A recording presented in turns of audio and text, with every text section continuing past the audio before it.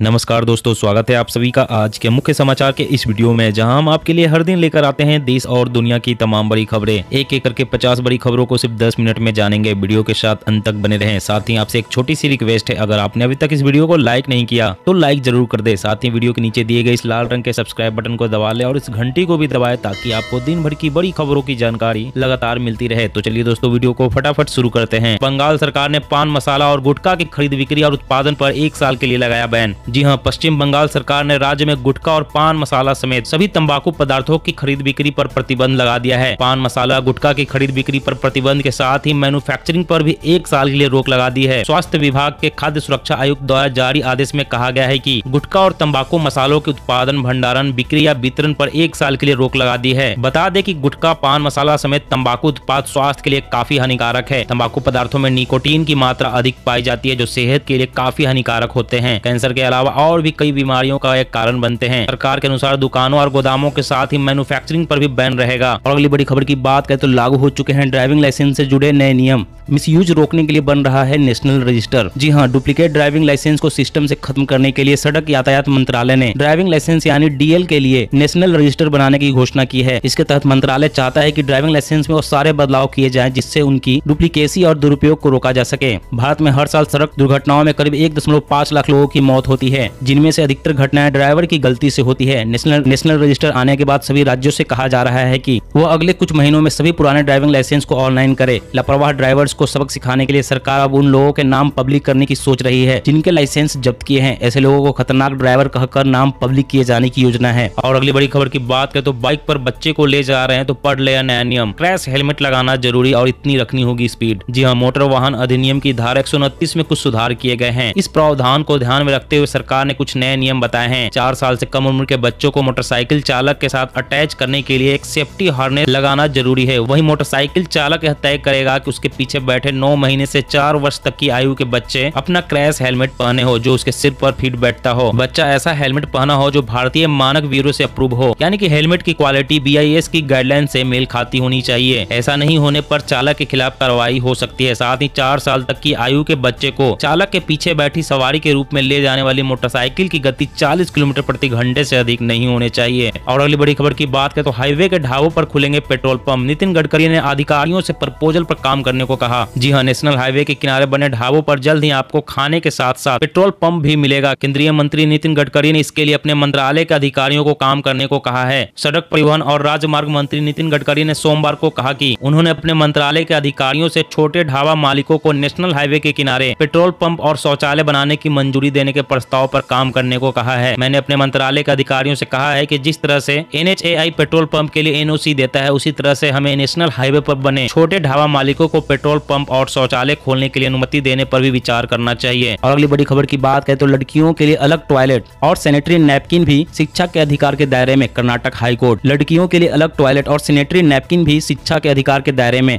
Karnataka high court. जी हाँ, 6 से 14 वर्ष के बच्चों को मुफ्त और अनिवार्य शिक्षा का मौलिक अधिकार प्राप्त है। यह अधिकार लड़कों और लड़कियों को समान रूप से मिला हुआ है, लेकिन कई बार स्कूलों में लड़कियों के लिए अलग से टॉयलेट और सैनिटरी नैपकिन आदि न होने से उनके लिए इस अधिकार को सही मायने में प्राप्त कर पाना मुश्किल होता है। इस बात को कर्नाटक हाईकोर्ट ने समझा है और इन मूलभूत सुविधाओं को शिक्षा के अधिकार के दायरे में लाने की बात कही है। अगर देश में लड़कियों का स्कूल ड्रॉप आउट रेट देखा जाए तो आंकड़ों के मुताबिक माध्यमिक स्तर पर लड़कियों के स्कूल छोड़ने की दर 17.3% है, जबकि प्राथमिक स्तर पर 4.74% है। वैसे दोस्तों, आपकी क्या राय है? लड़कियों के लिए अलग टॉयलेट और सैनिटरी नैपकिन भी शिक्षा के अधिकार के दायरे में शामिल होना चाहिए या नहीं? नीचे कमेंट में बताएं। और अगली बड़ी खबर की बात करें तो भारत की सूर्य मिसाइल से चीन पाकिस्तान में दहशत, जानकर हो जाएंगे हैरान। जी हाँ, वर्तमान समय में भारत की ताकत दिन प्रतिदिन बढ़ती जा रही है, जिसके कारण भारत के दुश्मनों की परेशानी भी बढ़ गई है। एक ताजा रिपोर्ट के मुताबिक सूर्य मिसाइल एक अंतर महाद्वीपीय बैलिस्टिक मिसाइल है। ऐसा माना जा रहा है कि भारत इस मिसाइल को बहुत जल्द तैयार कर लेगा। यह मिसाइल दुनिया में अब तक बने सभी मिसाइलों से बेहतर होगा। मीडिया में आ रही खबर के मुताबिक इस मिसाइल का निर्माण 1994 से DRDO में चल रहा है। हालांकि भारत सरकार ने अभी तक आधिकारिक रूप से इस मिसाइल के बारे में कुछ भी खुलासा नहीं किया है, लेकिन चीन और पाकिस्तान में भी इस मिसाइल की चर्चा हो रही है। आपको बता दें कि सूर्या मिसाइल भारत की पहली इंटरकंटिनेंटल बैलिस्टिक मिसाइल होगी। इसकी मारक क्षमता 10,000 किलोमीटर से कहीं ज्यादा है। अगर भारत इस मिसाइल को तैयार कर लेता है तो यह दुनिया की सबसे बेहतर और शक्तिशाली मिसाइल साबित होगी। और अगली बड़ी खबर की बात,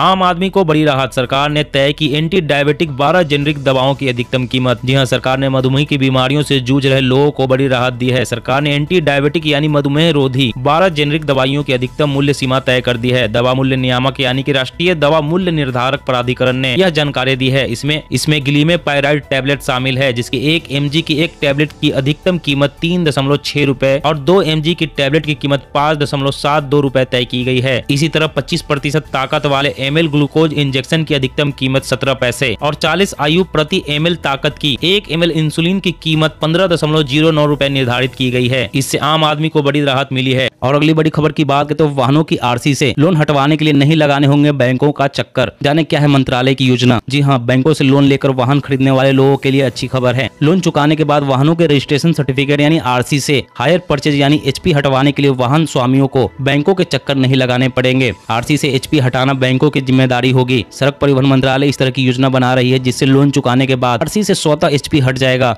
देश भर में खरीदे जाने वाले वाहनों में ज्यादातर लोन होता है। इस तरह के वाहनों की आरसी में एचपी लिखा होता है, जिससे पता चलता है कि वाहन लोन से लिया गया है। आरसी से बगैर एचपी हटवाए वाहन बिक नहीं सकता। लेकिन अब मंत्रालय के अधिकारियों के अनुसार वाहनों की आरसी से एचपी हटवाने के लिए बैंकों की जिम्मेदारी तय करने की तैयारी है। लोन देने वाली संस्था को 7 दिन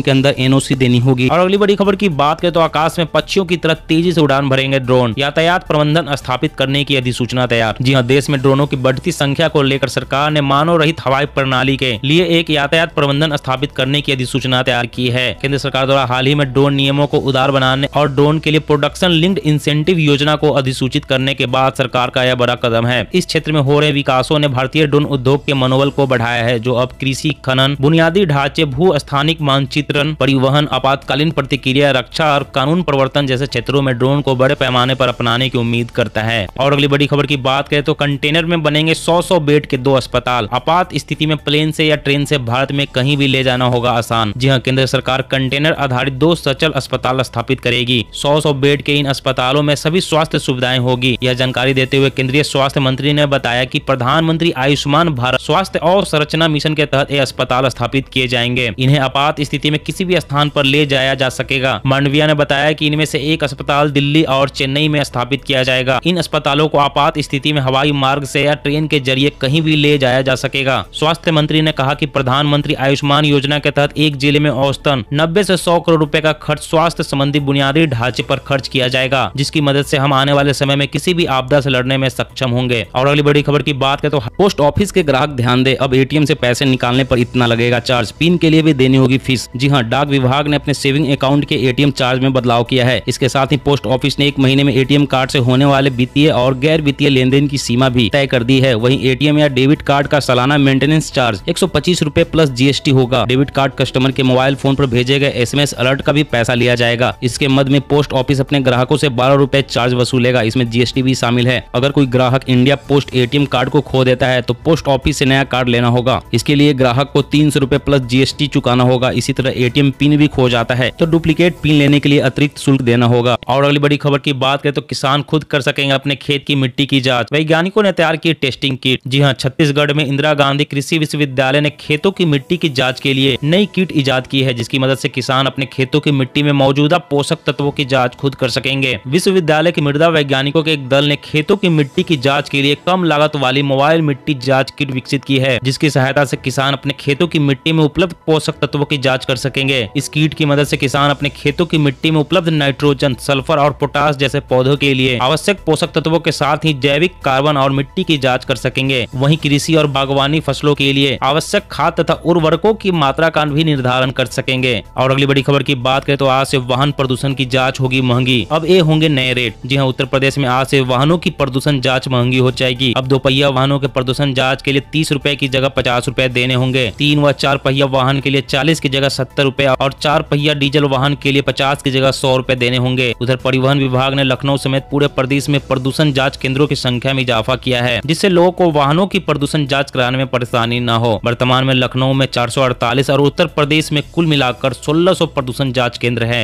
गौरतलब है कि परिवहन विभाग ने जल्द प्रदेशों के हर थाना क्षेत्र में एक प्रदूषण केंद्र स्थापित करने का लक्ष्य रखा है। और अगली बड़ी खबर की बात करें तो अब नहीं बिकेंगे LG के स्मार्टफोन, कंपनी बंद कर रही है मोबाइल बिजनेस यूनिट। जी हाँ, जानी मानी कोरियन कंपनी LG अब स्मार्टफोन्स नहीं बेचेगी। कंपनी ने स्मार्टफोन कारोबार से हटने का फैसला किया है। कंपनी ने कयासों को लगाम देते हुए इसकी आधिकारिक पुष्टि कर दी है। वहीं LG स्मार्टफोन के मौजूदा यूजर्स को पोस्ट सेल सर्विस मिलती रहेगी। अब बाजार में कुछ समय बाद आपको LG के स्मार्टफोन नहीं दिखेंगे। कंपनी ने अपना मोबाइल बिजनेस यूनिट बंद करने का ऐलान कर दिया है। रिपोर्ट के अनुसार कंपनी पिछले कई सालों से अपने स्मार्टफोन्स की बिक्री नहीं कर पा रही थी। बाजार में अपनी अलग पहचान बनाने के लिए कंपनी कई नए स्मार्टफोन लेकर आई, लेकिन ग्राहकों को ज्यादातर फोन पसंद नहीं आए। ऐसे में जल्द ही LG कंपनी स्मार्टफोन कारोबार को पूरी तरह से बंद कर देगी। दोस्तों, आज की खबरों में बस इतना ही। इसी तरह रोज काम की खबरें जानने के लिए आप हमेशा हमारे साथ जुड़े रहें। हमारे साथ जुड़ने के लिए वीडियो के नीचे दिए गए इस लाल रंग के सब्सक्राइब बटन को दबा लें और इस घंटी को भी दबाएं ताकि आपको हर खबर की सटीक जानकारी मिल सके। जय हिंद, जय भारत।